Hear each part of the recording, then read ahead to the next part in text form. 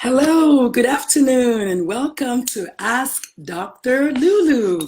If it's Sunday afternoon, it is time for Ask Dr. Lulu.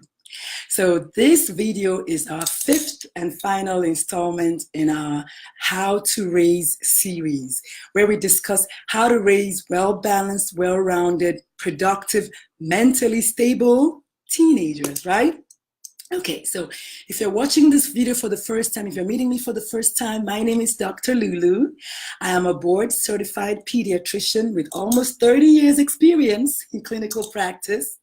I am a mom of 2 teens and 1 young adult. I am an exercise enthusiast. I love to exercise. I'm a disabled veteran as well as a parenting coach and a teen expert. Okay, so if you're watching this video as a replay, please,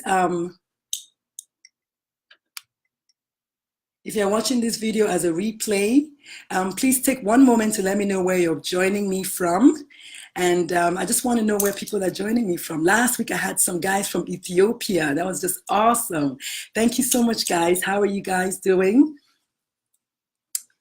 And yes, and then if you're watching me live, I'm sorry about that. This is live, you can't edit this stuff. I'm just having some background noise. But if you're watching me live today, please take a seat and let me know how you're doing. Give me a thumbs up if you're out there and let me know how you're doing. And don't forget that I love the thumbs ups and the heart signs. And please take a moment to invite your friends if you know anybody who could benefit from this video.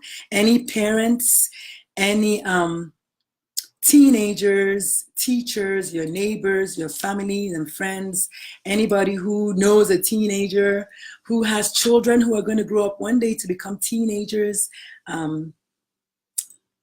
just invite them. Yeah, I have my family members doing the same thing as well. So, hi, Mom. How are you? I got one person. Yay, my mother. Always good to see her. All right, so we're going to get started today, okay? So we're going to be discussing character. I want to say that everything that we've discussed up until this moment has basically brought us to the word character. Everything we've been discussing, everything we've been saying, we want to, all those qualities we've been saying, we want to infuse into these little children eventually to produce a child with good character. If anybody remembers any of the stuff that we've discussed in the past few weeks, if you want to just type them down in the comment section. Of course, we've been discussing empathy, patience, humility, confidence, self-esteem, respectfulness, honesty. All of those things are the qualities that you want to infuse into your child in order to raise them to be well-balanced kids, but also to have good character. So what is the definition of character, you ask me? Of course, I'm gonna give you the definition. So the definition per Webster is distinctive moral qualities attributable to an individual.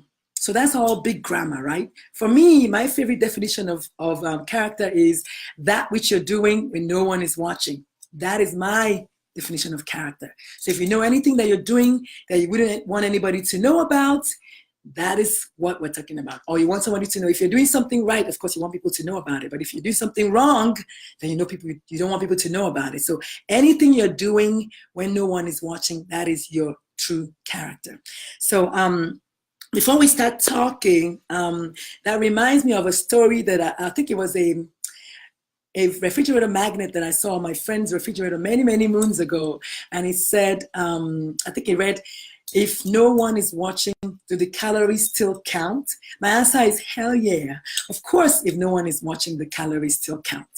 If you're eating that donut, you're not supposed to be eating, the calories still count. If you're eating the big slice of cake, yummy, and you know you're not supposed to be eating it, the calories still count. So yes, it's just like character. If you're going to do something in hiding, then you better do it when somebody else is watching. So your true character is that which you do when no one is watching. So I have to begin the talk, I want us to do an exercise. So for those of you watching me live, take a moment to close your eyes for me and imagine. Imagine that 10 years from now, for those of you who have teenage children, or 20 years from now, for those of you who have kids less than 10, for instance, imagine that they all come home for a family reunion. What kind of character traits would you like those now grown-up children of yours to exhibit? That is the character trait that I'm talking about, the one that they're going to have when they're adults. So you can open up your eyes, if you've been closing your eyes, and type in for me, what are the character traits that you thought about just now that you would like your children when they're grown up to exhibit? So I want to take this moment to differentiate character from temperament. So temperament and or your personality are separate from your character. Temperament and personality are basically inherited. You can get that from your parents or grandparents, whereas character can be taught and mastered and basically perfected, so to say. So temperament, for instance, is someone who is shy, who is reserved, who is quietly disposed, or like me, who is outgoing. That is my personality or my temperament. You're quick-tempered, things like that. But character is more of a trait that you kind of exhibit, in the sense that if you have patience, or if you have empathy, or if you have honesty, if you're respectful, those are character traits. So not to confuse the two, okay? Because I had somebody ask me about it a few days ago. Okay, so what are the strategies for infusing these good characters into your children? What are the strategies? So I have 9 strategies that you can use as a parent to infuse good character into your children. The first one is be that which you teach. I can't say this enough times. I can't preach this enough times. If you're going to teach something to your child, you have to also be that which you're teaching your child. And so one of the first things about that is, and can someone please write down for me? Oh, I see Miss Nana has joined us. Hi, Nana. Can someone please write down for me, be that which you teach? If you want to raise a child that has a good character, you need to exude good character. Now, I'm not saying you're going to be a perfect parent. God knows I'm not a perfect parent. Everything is a work in progress. When I was commander over at Maxwell Air Force Base, I always told my subs, I said, you know, fake it till you make it. So practice, practice, practice until you get perfect. So no, none of us is a perfect parent. However, we're all working at it. So you want to be that which you're teaching. Remember what I said the last few weeks? Your life is the window through which your children look at life. So your life must be exemplary. So you want to be that which you're teaching. The second thing is to commit. Thank you. I see a lot of thumbs up and a lot of heart signs. I love those heart signs. Please give me more. They are my little energizers. So the second thing is commit, be consistent, and be persistent. So can somebody please write down commit, be consistent, and be persistent in the comment section. What do I mean by this? If you want to raise that child with good character, honey, you better commit to it. Rome was not built in a day. No child is going to learn it with just one attempt. You know how kids are. They're going to find that one little crack and boom, they're going to go for it. So you want to commit to the fact that you want to raise these children with good character, but also you have to be consistent and you have to persist in it. One thing about consistency is, in my daily practice, when I see a family that's kind of divided, I don't know, the child maybe spends 3 days with the dad and then 2 days with mom, or whatever the combination is, I always preach to them. I said, Mom, if you're going to do something a certain way, you must make sure that grandma knows what you're doing, dad knows what you're doing. The entire village that it takes to raise your child must all be doing the same thing when it comes to raising the child. If you're not consistent, your child is going to know. And trust me, the first chance they get, they're going to wiggle their way out. So make sure that you commit to raising that child, which means you have to, on a daily basis, practice what you're preaching. You have to also be consistent and, of course, persevere. Because like I said, Rome was not built in a day. The third strategy will be know your beliefs and share them with your children. So in this case, I was raised Catholic. So my example is I was raised Catholic. So of course I infused as much as I could Catholic doctrine in my children. And that doesn't mean that the Catholic is the only way. Please, I don't want anybody to think that, no, but that was the way I was raised. So I infused Catholic doctrine in my children. Well, of course, my eldest son, my now young adult, walks up to me the other day, Mr. Stanford University, and says, Mom, you know what? I don't know about this Catholic thing. I don't know about this religion thing. I'm not sure that I want to do it anymore. And so what did I say to him? After I said the prayer and took a deep breath, I said, son, you know what? Because it's allowed. It's okay for your children to grow up and start asking questions. It's okay for your children to grow up and start making up their own minds and making their own decisions. So I almost died, but I didn't show it to him. What I said was, okay, son, if you don't want to do that, that's okay. But remember all the good stuff that I taught you. Remember all the good character traits that I've infused in you. Remember to be a good person, a good neighbor, a good adult. And by George, he is. So he may not be practicing Catholicism right now, but as far as I'm concerned, my child is still a good child. And that's ultimately what you want to raise. It's not really about religion at this point. It's about raising a well-rounded kid. Every now and again, he has bumps on the road like everybody else does. My mom always says it's only a dead person who has no problems. So please, somebody type in there, it's only a dead person who has no problems. So absolutely, I agree. You're allowed to wander away a little bit, as long as you can find your way back. 1, 2, as long as you continue to practice what you've been taught. So I'm all about that. So know your beliefs and share them with your children, okay? And then number 4, use teachable moments. I cannot even overemphasize this. Every opportunity you get, teach your child something. Teach them a lesson. Show them something.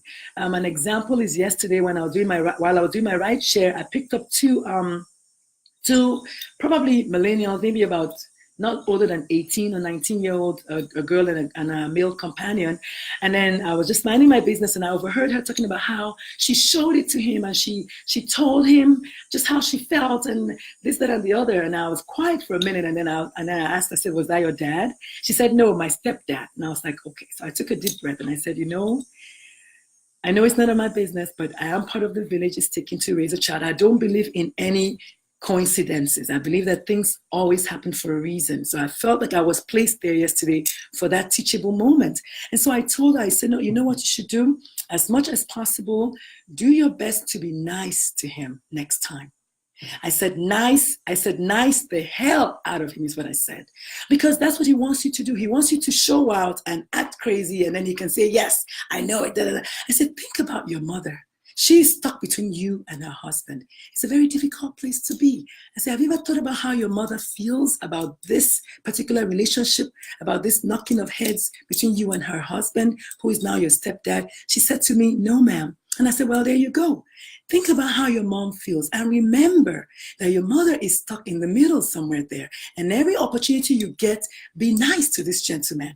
Every time he does something mean to you, it's okay. Take a deep breath, go upstairs, exercise, go for a walk, anything but retaliate. I said, you're the child here. He is the adult. And if he doesn't know any better, you don't join him in not knowing any better. So absolutely. I say, thanks, Elise, you're writing everything down. Thank you so much. So I said to her, I said, next time he acts that way to you, be nice to him. Be nice to him and watch. I said, you're the only person that you can change. You can't change somebody else. You can change the way you react to the situation. She's like, you know what? You're right. I said, of course I'm right.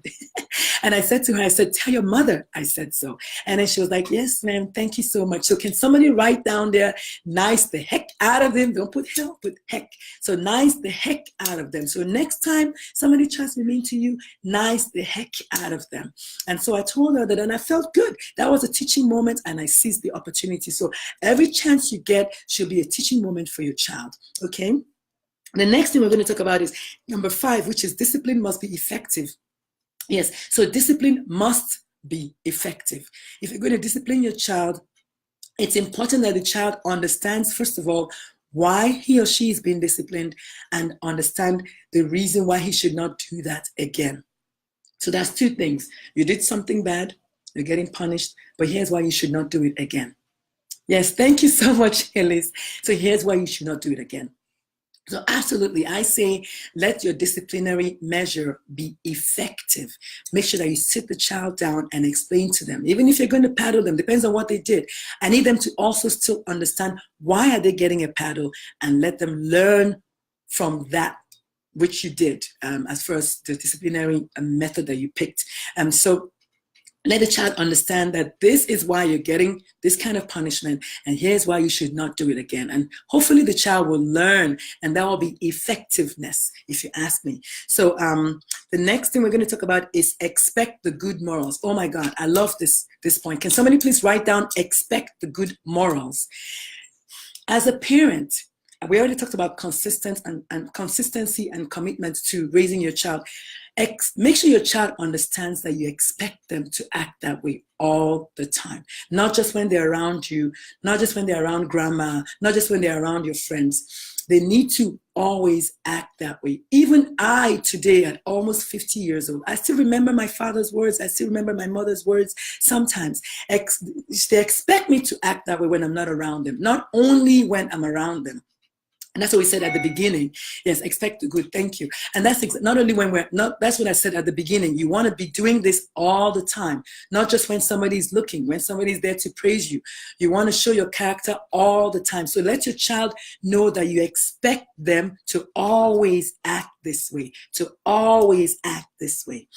Number 7 will be the child should reflect on the effects of the bad behavior. So basically, let that child get a moment to go sit somewhere and reflect on the bad behavior. I know one time my eldest son took I think someone went to England and brought some Smarties home.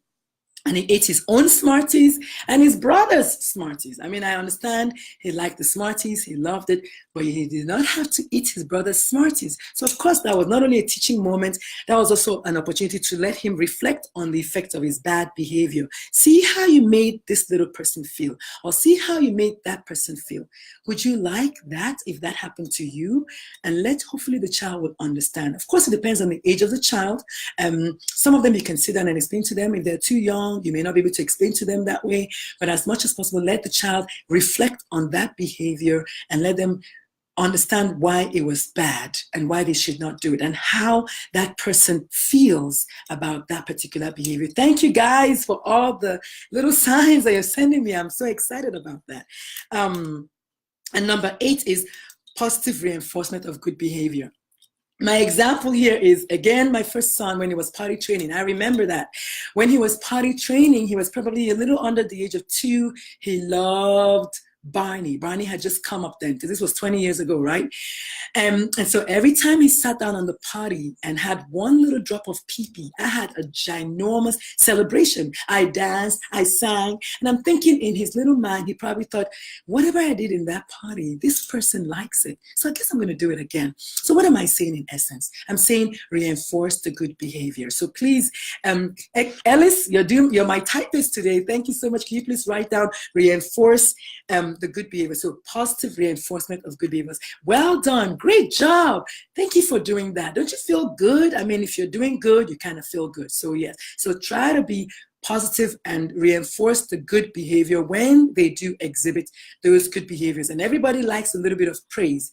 And so watch that child eat up that praise and just basically just exude it every chance that they get. So positive reinforcement of good behavior. And my last strategy will be the golden rule. Does anyone know what the golden rule is? Anyone know what the golden rule is? The golden rule is treat others as you would like to be treated. So can someone please write that down for me?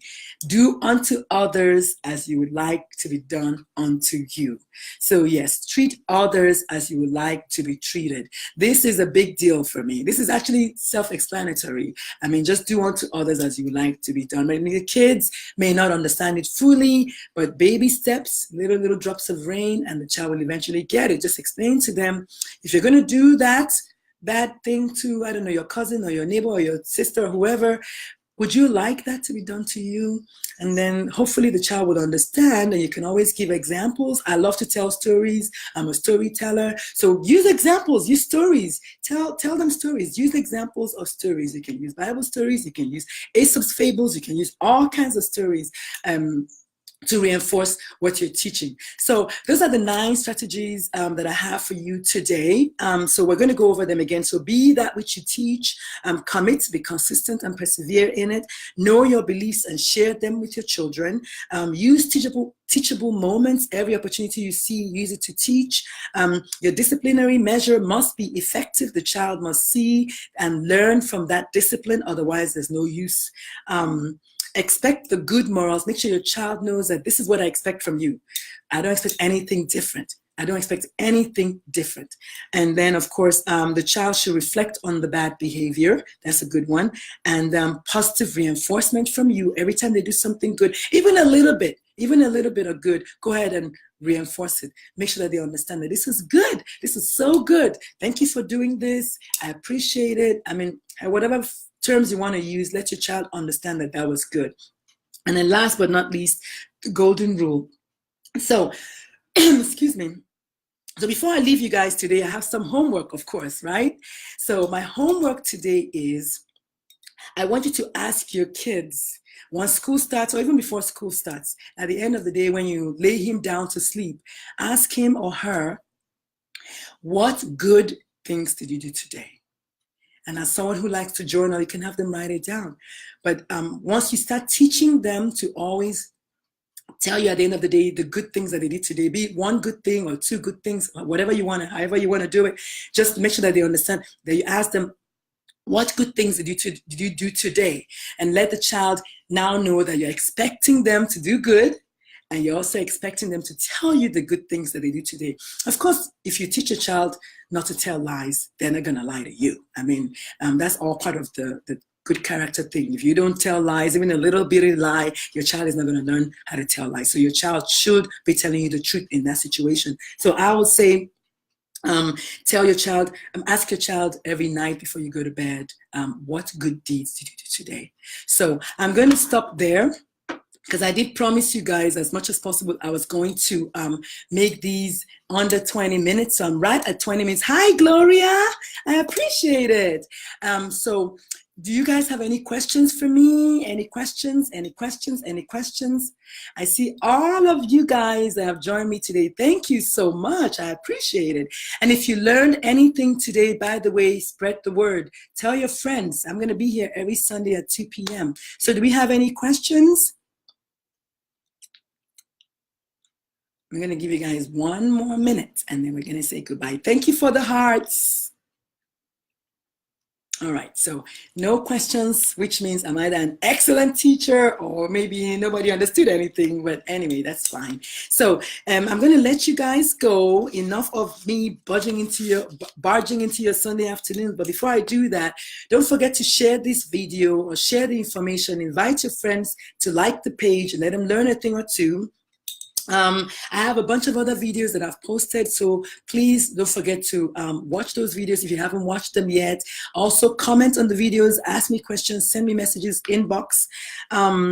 And then I'm also on Instagram. I know I forgot that last week. I'm also on Instagram and on Twitter, and of course on YouTube. My son usually uploads these videos for me onto my YouTube channel, which is also Ask Dr. Lulu. So, and then of course, before I forget, my blog. So my blog is wordsbyblackbutterfly.wordpress.com. No, it's not about pediatrics. It's a personal blog. I have some good stuff on there though. So if you haven't subscribed yet, what are you waiting for? So just go there, read it, get to know me a little bit more. And then last but not least, my biggest news is tomorrow at 1 p.m. Eastern Standard Time, I'm going to be live on the radio. You're going to hear me on 1510 wwbc.com.